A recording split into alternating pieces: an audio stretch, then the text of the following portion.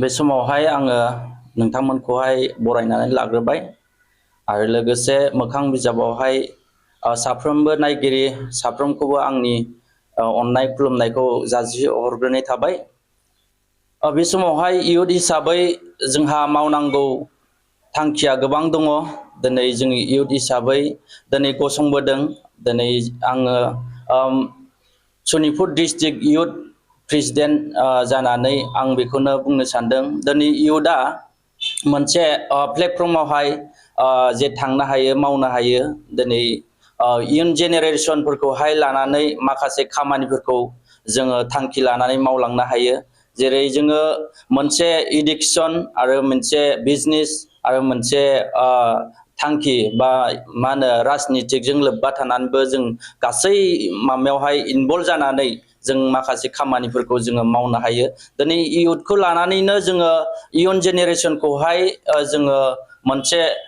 हारि माहारि बा मोनसे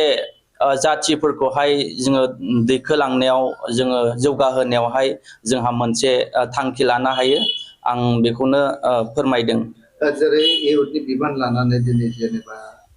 बिपिएफनि मोनसे मैखोम बिबानाव दङ। बेबायदि बेलायाव जिहेतु सनितपुरा बावैसोनि गेजेरावहाय एक्सटेनसना जानानै एरिया बारायनानै नोंथांमोनाबो बिटिसिआव हाबदों, माखासे हाबदों माखासे हाबाखै। बेफोरनि बेलायावहाय बिपिएफआ मावनाया गोबां मावदों, दाबो मावगासिनो आरो भबिष्यतआवबो मावो। बेबायदि बेलायाव आरो माबाफोर सनितपुरनि जानानै माबाफोर खावलायनो गोनां दङ नामा? आं बेखौ फोरमायनो सानदों। नंगौ, थांनाय जोंहा जे बिटिआर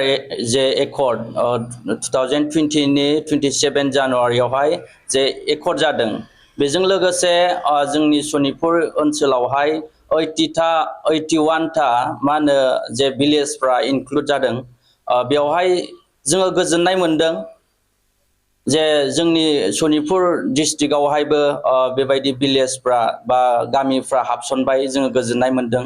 बेजों लोगोसे जोंहा बुंनो सानबावदों जोंनि जे बिपिएफ जे हाग्रामा महिलारि सारनि जे दैदेननाय बिपिएफ, बे बिपिएफआबो फैबाय थानाय समावहाय जोंनि बे सनितपुर डिस्ट्रिक्ट जे गासैबो बर' रायजो राजानि गामि ओनसोलफोर दङ, एफआरसिफोर दङ, बेफोरखौहाय इनक्लुड मा होनो खामानिफोरखौहाय मावना होगोन आं आसा खालामो। दिनै नंगौ सबसे पपुलेसन बर'फोरनि मा होनो जायगा दङ होनोब्ला जोंनि सनितपुर डिस्ट्रिक्टआवनो होनजायो। दिनै हग्राजुलि आरो बाथासिपुर आरो बेलस्रि आरो ओरै बालुफुं आरो राङापारा, बेवहाय सम्पन्न जोंनि बर' रायजो राजाफ्रा मेन पपुलेसना बेवहायनो दङ। दिनै जोङो मेजरलि बुंनो नांगोन जोंनि सनितपुर डिस्ट्रिक्टआवहाय माखासे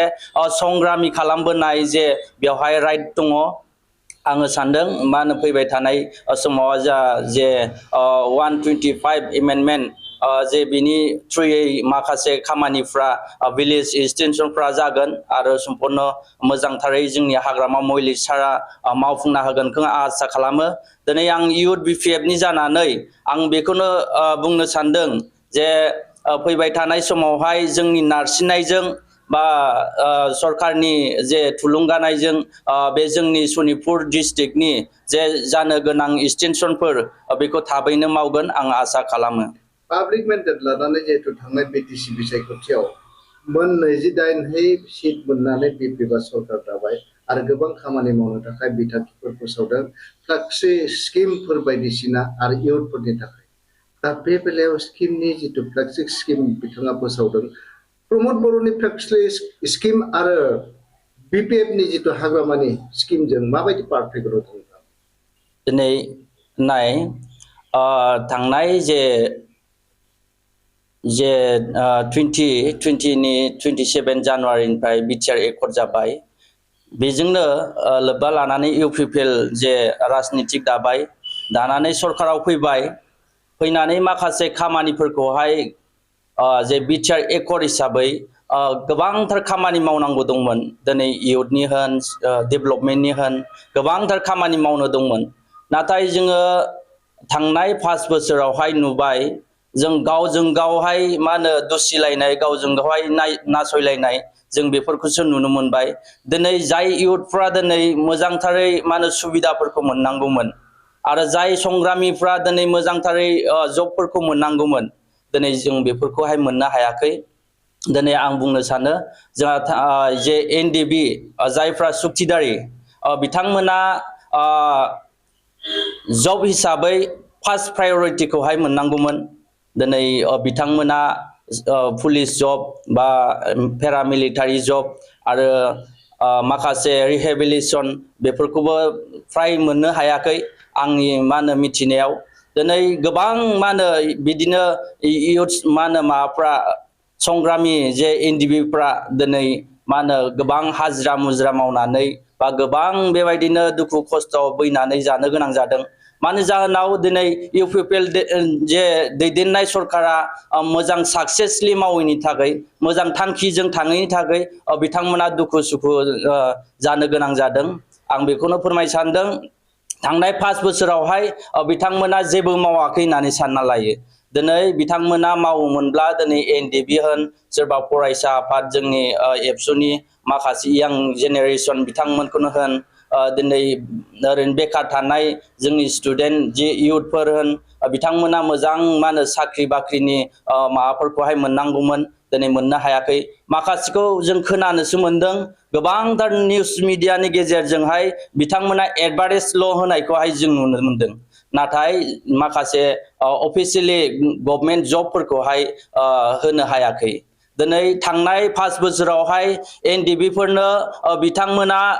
साबासिमसोल मा होनो 5 बोसोराव साबासिमसोल जबखौहाय होनो हादों फरेस्ट डिपार्टमेन्टआव नाथाय पुलिस मिलिटारि हिसाबै बिथांमोना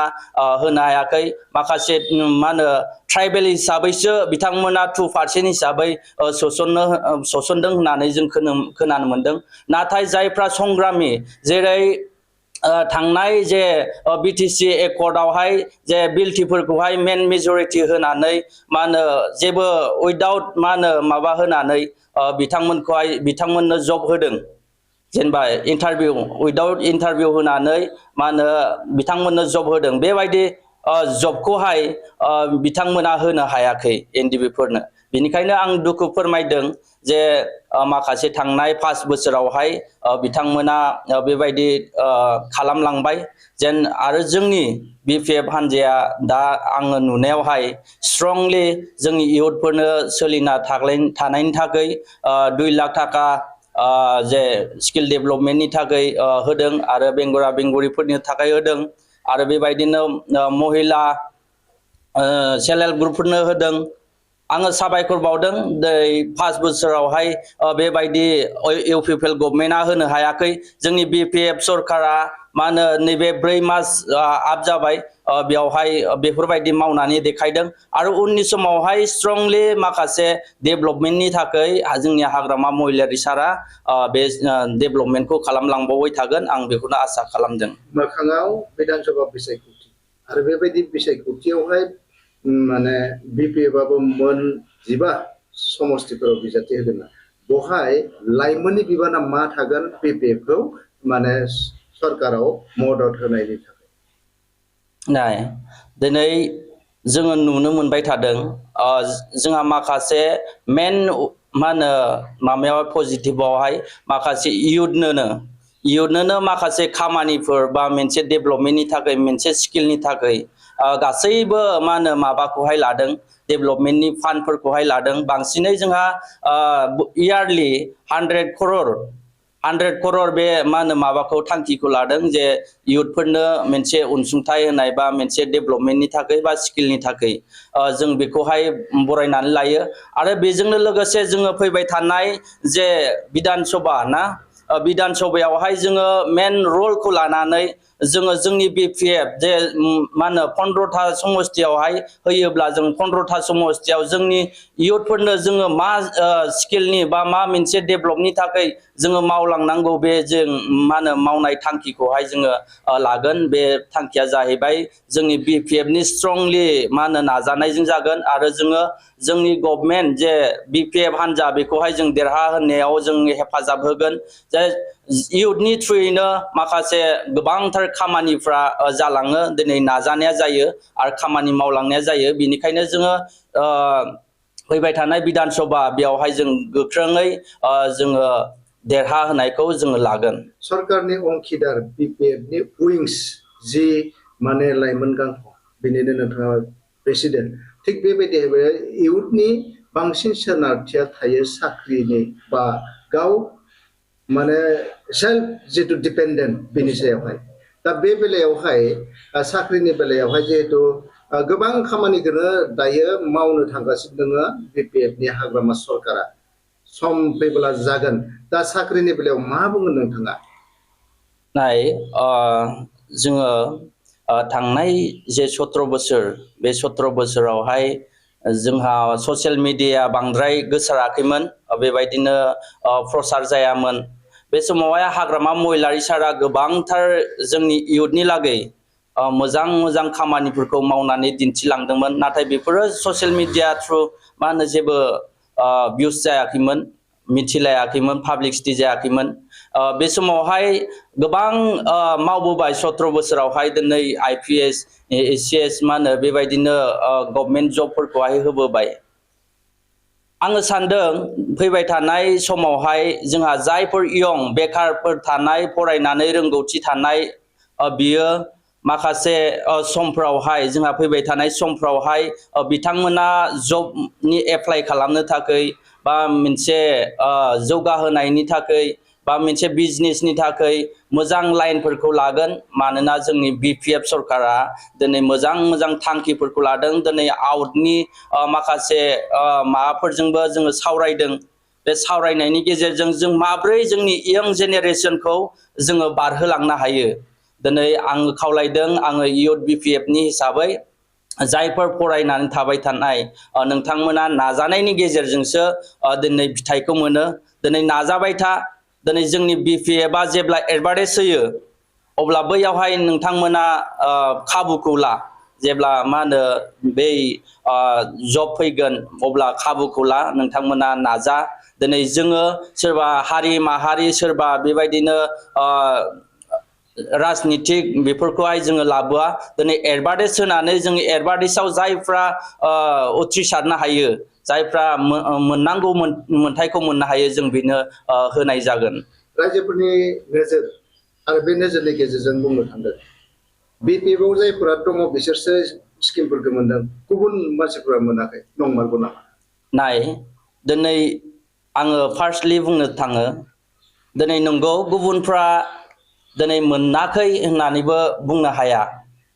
दिनै नंगौ राजनितिकआवहाय गोबांथार जोंहा फाइनान्सियेलनि दरखार जायो जोंनि इलेक्शन गेलेब्ला जोंहा माखासे फाइनान्सियेलनि दरखार जायो बे दरखारावहाय जोंहा थांनाय बिपिएफ जे सरकारनि दैदेननायावहाय दिनै बेबायदि फाइनान्सियेलफ्रा इउज जादों